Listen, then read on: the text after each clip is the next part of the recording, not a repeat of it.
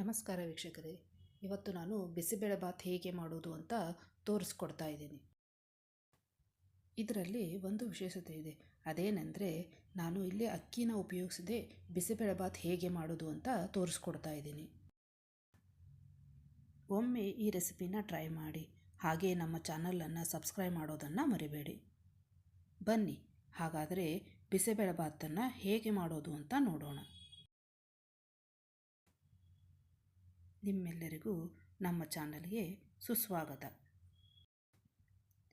ನಾನು ಇಲ್ಲಿ ಗೋಧಿ ನುಚ್ಚು ಅಥವಾ ಬ್ರೋಕನ್ ವೀಟನ್ನು 1.5 ಕಪ್ಪನ್ನು ತಗೊಂಡಿದ್ದೀನಿ.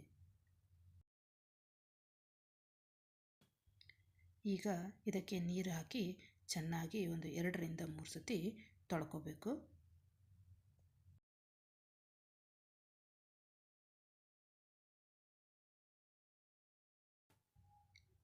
ಈಗ ತೊಳ್ಕೊಂಡಿದ್ದಾಗಿದೆ. ಇದನ್ನು ಪಕ್ಕಕ್ಕೆ ಇಟ್ಕೊಳ್ಳೋಣ. ಹಾಗೆ ನಾನು ಇಲ್ಲಿ 1.5 ಕಪ್ನಷ್ಟು ತೊಗರಿಬೇಳೆಯನ್ನು ತೊಗೊಂಡಿದ್ದೀನಿ. ಇದಕ್ಕೂ ನೀರು ಹಾಕಿ ಒಂದು 2 ರಿಂದ 3 ಸತಿ ಚೆನ್ನಾಗಿ ತೊಳ್ಕೊಬೇಕು. ಈಗ ತೊಳ್ಕೊಂಡಿದ್ದಾಗಿದೆ. ಈಗ ಒಂದು ಕುಕ್ಕರಿಗೆ ನಾವು ತೊಳ್ಕೊಂಡಿರ್ತೀವಲ್ಲ ಆ ತೊಗರಿಬೇಳೆನ ಹಾಕ್ಕೊಳ್ಳೋಣ.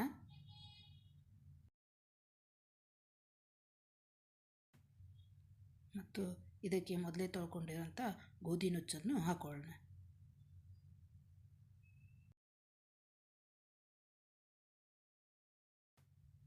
ಈಗ ಹಾಕ್ಕೊಂಡಿದ್ದಾಗಿದೆ.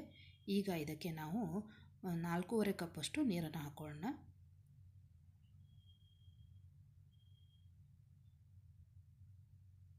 ಮೆಜರ್ಮೆಂಟ್ಗೆ ಸೇಮ್ ಕಪ್ನ ಬಳಸಿ.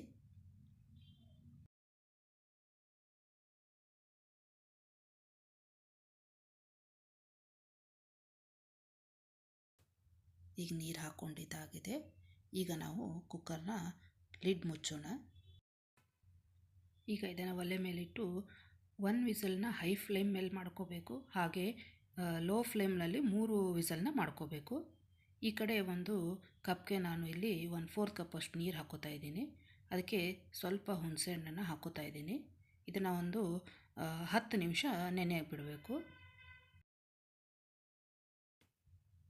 ಈಗ ಒಲೆಯ ಮೇಲೆ ಒಂದು ಪಾತ್ರೆನ ಇಟ್ಕೊಳ್ಳೋಣ. ಅದಕ್ಕೆ 2 ಟೇಬಲ್ ಸ್ಪೂನ್ನಷ್ಟು ಎಣ್ಣೆನ ಹಾಕೋತಾ ಇದ್ದೀನಿ. ಈಗ ಅದಕ್ಕೆ 1 ಚಮಚದಷ್ಟು ಸಾಸಿವೆ ಕಾಳನ್ನು ಹಾಕ್ಕೊಂಡಿದ್ದೀನಿ. ನೋಡಿ, ಈಗ ಸಾಸಿವೆ ಕಾಳು ಚಟಪಟ ಅಂದಿದೆ. ಇದಾದ ಮೇಲೆ ಈಗ ಇದಕ್ಕೆ 1 ಚಮಚದಷ್ಟು ನಾವು ಉದ್ದಿನಬೇಳೆನ ಹಾಕೋತಾ ಇದ್ದೀನಿ. ಹಾಗೆ 1 ಚಮಚದಷ್ಟು ಕಡಲೆಬೇಳೆನೂ ಹಾಕೋತಾ ಇದ್ದೀನಿ. ಈಗ ಇವೆರಡನ್ನು ಸ್ವಲ್ಪ ಕಂದು ಬಣ್ಣ ಬರೋವರೆಗೂ ನಾವು ಫ್ರೈ ಮಾಡ್ಕೋಬೇಕು. ಈಗ ನೋಡಿ, ಚೆನ್ನಾಗಿ ಫ್ರೈ ಆಗಿದೆ. ಲೈಟಾಗಿ ಕಂದು ಬಣ್ಣ ಬಂದಿದೆ ನೋಡಿ. ಸೊ ಈಗ ಇದಾಗಿದೆ. ಈಗ ಇದಕ್ಕೆ ನಾವು ಅರಿಶಿನ ಪುಡಿಯನ್ನು ಹಾಕೋಣ. ಇಲ್ಲಿ ನಾನು 1/8 ಸ್ಪೂನನ್ನು ಹಾಕ್ಕೊಂಡಿದ್ದೀನಿ. ಈಗ ಇದಕ್ಕೆ ನಾವು ಸಣ್ಣದಾಗಿ ಹೆಚ್ಚಿಕೊಂಡಿರೋಂಥ ಈರುಳ್ಳಿಯನ್ನು ಹಾಕ್ಕೊಂಡಿದ್ದೀನಿ. ಈಗ ಸ್ವಲ್ಪ ಕರಿಬೇವನ್ನು ಹಾಕೋಣ. ಇದನ್ನು ನಾವು ಈರುಳ್ಳಿ ಮೆತ್ತಗಾಗುವವರೆಗೂ ನಾವು ಇದನ್ನು ಹುರ್ಕೋಬೇಕು ಅಥವಾ ಫ್ರೈ ಮಾಡ್ಕೋಬೇಕು.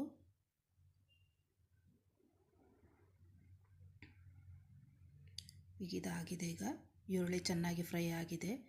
ಈಗ ಇದಕ್ಕೆ ನಾವು ಒಂದು ಅರ್ಧ ಕಪ್ನಷ್ಟು ಬೀನ್ಸ್ ಹಾಕೋತಾ ಇದ್ದೀನಿ. ಈಗ ಇದನ್ನು ನಾವು ಒಂದು 3 ರಿಂದ 4 ನಿಮಿಷ ಚೆನ್ನಾಗಿ ಫ್ರೈ ಮಾಡ್ಕೋಬೇಕು. ಸ್ವಲ್ಪ ಸಾಫ್ಟ್ ಆಗುವವರೆಗೂ ನಾವು ಸ್ವಲ್ಪ ಫ್ರೈ ಮಾಡ್ಕೋಬೇಕು. ಈಗ ಇದಕ್ಕೆ ನಾವು ಒಂದು ಅರ್ಧ ಕಪ್ನಷ್ಟು ಕ್ಯಾರೆಟ್ನ ಹಾಕೋತಾ ಇದ್ದೀನಿ. ಸಣ್ಣದಾಗಿ ಹೆಚ್ಚಿರುವಂಥ ಕ್ಯಾರೆಟು. ಸೊ ಇದನ್ನು ಒಂದು 4 ನಿಮಿಷ ನಾವು ಫ್ರೈ ಮಾಡ್ಕೊಳ್ಳೋಣ.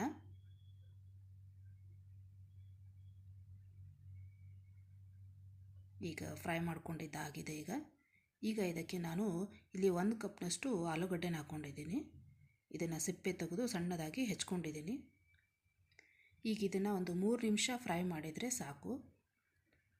ಆಲೂಗಡ್ಡೆ ಬೇಗನೆ ಮೆತ್ತಗಾಗುತ್ತೆ. ಸೊ ಒಂದು 3 ನಿಮಿಷ ಫ್ರೈ ಮಾಡಿದರೆ ಸಾಕು. ಸೊ ಇದಾಗಿದೆ. ಈಗ ನಾನಿಲ್ಲಿ ಅರ್ಧ ಕಪ್ನಷ್ಟು ಸೌತೆಕಾಯಿನ ಹಾಕೋತಾ ಇದ್ದೀನಿ. ಅದರದ್ದು ಸಿಪ್ಪೆ ತೆಗೆದುಬಿಟ್ಟು ಹಾಕ್ಕೊಂಡಿದ್ದೀನಿ. ಇದನ್ನು ಒಂದು 3 ನಿಮಿಷ ಫ್ರೈ ಮಾಡ್ಕೋಬೇಕು. ಇದು ಬೇಡ ನಿಮಗೆ ಅಂದರೆ ಇದನ್ನು ಸ್ಕಿಪ್ ಮಾಡ್ಕೋಬೋದು, ಈ ಸೌತೆಕಾಯಿದು ಹಾಕೋದನ್ನು. ಈಗ ನಾನಿಲ್ಲಿ ಒಂದು ಅರ್ಧ ಕಪ್ನಷ್ಟು ಸಣ್ಣದಾಗಿ ಹೆಚ್ಚಿಟ್ಕೊಂಡಂಥ ಟೊಮೆಟೊ ಹಾಕೋತಾ ಇದ್ದೀನಿ. ಇದನ್ನು ಸ್ವಲ್ಪ ಮೆತ್ತಗಾಗುವವರೆಗೂ ಒಂದು 3 ನಿಮಿಷ ಫ್ರೈ ಮಾಡಿಕೊಂಡ್ರೆ ಸಾಕು.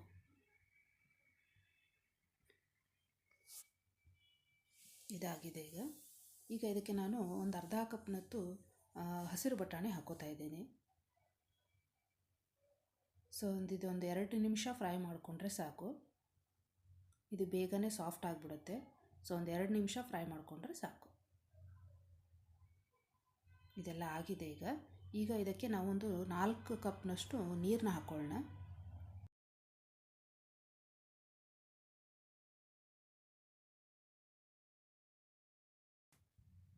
ನಿಮಗೆ ಬೇಕಂದರೆ ಇಲ್ಲಿ ನೀವು ಕ್ಯಾಪ್ಸಿಕಮ್ನು ಹಾಕೋಬೋದು. ಅದನ್ನು ಸಣ್ಣದಾಗಿ ಕಟ್ ಮಾಡಿ ಹಾಕಿ ಒಂದು 2 ನಿಮಿಷ ಫ್ರೈ ಮಾಡಿಕೊಂಡ್ರೆ ಸಾಕು. ಈಗ ಇದಕ್ಕೆ ನಾವು ರುಚಿಗೆ ತಕ್ಕಷ್ಟು ಉಪ್ಪನ್ನು ಹಾಕೊಳ್ಳೋಣ.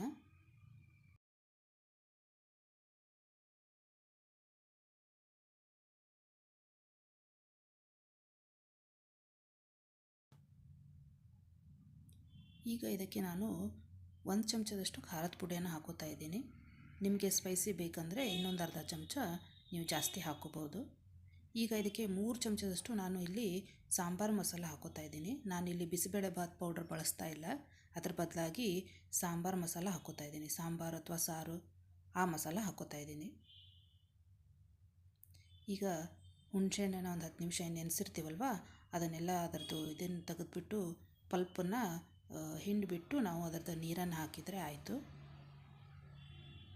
ನೋಡಿ, ಈಗ ಇದನ್ನು ಮ್ಯಾಶ್ ಮಾಡಿದ್ದಾಗಿದೆ. ಈಗ ಅದರ ನೀರನ್ನು ಅದಕ್ಕೆ ಹಾಕೊಳ್ಳೋಣ. ಈಗ ಇದಕ್ಕೆ ಹಾಕ್ಕೊಂಡಿದ್ದಾಗಿದೆ. ಈಗ ಇದಕ್ಕೆ ಸ್ವಲ್ಪ ಬೆಲ್ಲ ಹಾಕೋತಾ ಇದ್ದೀನಿ ನಾನು.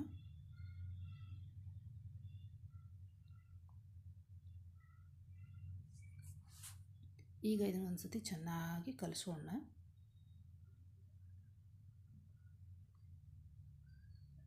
ಚೆನ್ನಾಗಿ ಕಲಿಸಿದ್ದಾಗಿದೆ. ಈಗ ಇದನ್ನು ಕುದಿಯೋಕೆ ಬಿಡೋಣ. ಚೆನ್ನಾಗಿ ಕುದಿ ಬರಬೇಕು, ಅಲ್ಲಿವರೆಗೂ ಇದನ್ನು ಕುದಿಸ್ಬೇಕು.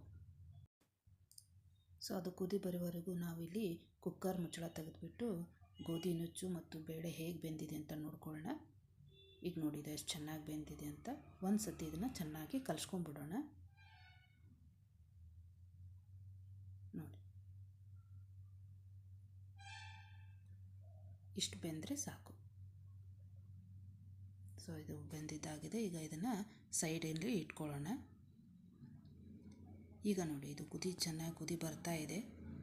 ಈಗ ಇದನ್ನು ನಾವು ಒಂದು 6 ರಿಂದ 7 ನಿಮಿಷ ಚೆನ್ನಾಗಿ ಕುದಿಸ್ಕೋಬೇಕು.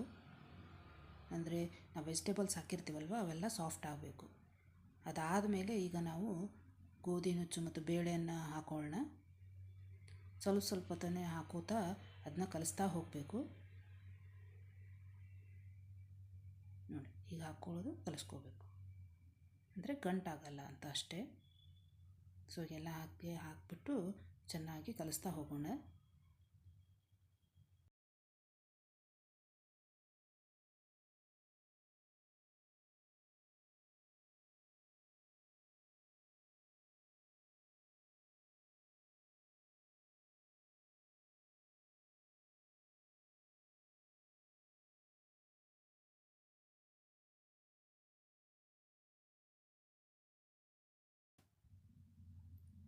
ನೋಡಿ, ಈಗೆಲ್ಲ ಹಾಕಿದ್ದಾಗಿದೆ. ಈಗ ಒಂದು ಸತಿ ಇದನ್ನು ಚೆನ್ನಾಗಿ ಕಲಿಸ್ಬಿಟ್ಟು ಸ್ವಲ್ಪ ಗಟ್ಟಿಯಾಗುವವರೆಗೂ ನಾವು ಇದನ್ನು ಚೆನ್ನಾಗಿ ಕುದಿಸ್ಕೋಬೇಕು. ಈಗ ನಾವು ಇದನ್ನು ಕುದಿಯೋಕೆ ಬಿಡೋಣ. ಇದರಲ್ಲಿರುವಂಥ ನೀರಿನಂಶ ಕಮ್ಮಿ ಆಗುವವರೆಗೂ ಅಥವಾ ಸ್ವಲ್ಪ ಗಟ್ಟಿಯಾಗುವವರೆಗೂ ನಾವು ಇದನ್ನು ಚೆನ್ನಾಗಿ ಕುದಿಸ್ಕೋಬೇಕು. ನೋಡಿ, ಈಗ ಕುದೀತಾ ಇದೆ. ಇದು ನೋಡಿ, ಇಷ್ಟ ಆದರೆ ಸಾಕು. ಸೊ ಇದು ಚೆನ್ನಾಗಿ ಕುದ್ದಿದ್ದಾಗಿದೆ. ಈಗ ನಾವು ಇದಕ್ಕೆ ಸಣ್ಣದಾಗಿ ಹೆಚ್ಚಿಕೊಂಡಂಥ ಕೊತ್ತಂಬರಿ ಸೊಪ್ಪನ್ನು ಹಾಕ್ಕೊಳ್ಳೋಣ. ಹಾಕಿ ಚೆನ್ನಾಗಿ ಒಂದು ಸತಿ ಕಲಿಸ್ಕೊಳ್ಳೋಣ. ಸೊ ಈಗ ಇದು ಆಗಿದೆ. ಈಗ ನಾವು ಗ್ಯಾಸ್ ಆಫ್ ಮಾಡ್ಕೊಂಬಿಡೋಣ. ಸೊ ಬಿಸಿಬೇಳೆಬಾತು ಆಗಿದೆ. ನೋಡಿದ್ರಲ್ಲ ವೀಕ್ಷಕರೇ, ರೈಸ್ ಉಪಯೋಗಿಸ್ದೇ ಬಿಸಿಬೇಳೆಬಾತು ಹೇಗೆ ಮಾಡೋದು ಅಂತ. ಈ ಥರ ಬಿಸಿಬೇಳೆಬಾತನ್ನ ಒಮ್ಮೆ ಟ್ರೈ ಮಾಡಿ ನೋಡಿ. ಹೆಲ್ತಿಯಾಗೂ ಇರುತ್ತೆ, ಟೇಸ್ಟಿಯಾಗೂ ಇರುತ್ತೆ. ಇದನ್ನು ಬಿಸಿ ಬಿಸಿಯಾಗಿ ಸರ್ವ್ ಮಾಡಿ. ದೊಡ್ಡವರು ಚಿಕ್ಕವರು ಎಲ್ಲರೂ ಇಷ್ಟಪಟ್ಟು ತಿಂತಾರೆ. ರೈಸ್ ಹಾಕಿ ಮಾಡಿದರೆ ಹೇಗಾಗುತ್ತಲ್ವ ಬಿಸಿಬೇಳೆಬಾತು, ಅದೇ ಥರನೇ ಆಗುತ್ತೆ. ಯಾರಿಗೂ ಗೊತ್ತೂ ಆಗಲ್ಲ ನೀವು ಇದರಲ್ಲಿ ಗೋಧಿ ನುಚ್ಚನ್ನು ಉಪಯೋಗಿಸಿದ್ದೀರಾ ಅಂತ. ಸೊ ಇದು ಹೆಲ್ದಿಯಾಗೂ ಇರುತ್ತೆ, ತಿನ್ನಲು ತುಂಬ ಚೆನ್ನಾಗಿರುತ್ತೆ. ಒಮ್ಮೆ ಈ ರೆಸಿಪಿನ ಟ್ರೈ ಮಾಡಿ ನೋಡಿ. ಬಿಸಿಯಾದ ಬಿಸಿಬೇಳೆಭಾತ್ ಮೇಲೆ ತುಪ್ಪ ಹಾಕ್ಕೊಂಡು ತಿಂತಾಯಿದ್ರೆ ಸೂಪರಾಗಿರುತ್ತೆ. ನೋಡಿದ್ರಲ್ಲ ವೀಕ್ಷಕರೇ, ಅಕ್ಕಿನ ಉಪಯೋಗಿಸದೇ ಬಿಸಿಬೇಳೆಭಾತನ್ನ ಹೇಗೆ ಮಾಡೋದು ಅಂತ. ಈ ರೆಸಿಪಿ ನಿಮಗೆ ಇಷ್ಟ ಆಗಿದ್ದರೆ ಲೈಕ್ ಮಾಡಿ, ಶೇರ್ ಮಾಡಿ, ಹಾಗೆ ನಮ್ಮ ಚಾನಲನ್ನು ಸಬ್ಸ್ಕ್ರೈಬ್ ಮಾಡೋದನ್ನು ಮರಿಬೇಡಿ. ಮುಂದಿನ ರೆಸಿಪಿಯೊಂದಿಗೆ ಮತ್ತೆ ನಿಮ್ಮನ್ನು ಭೇಟಿಯಾಗ್ತೀನಿ. ಧನ್ಯವಾದಗಳು.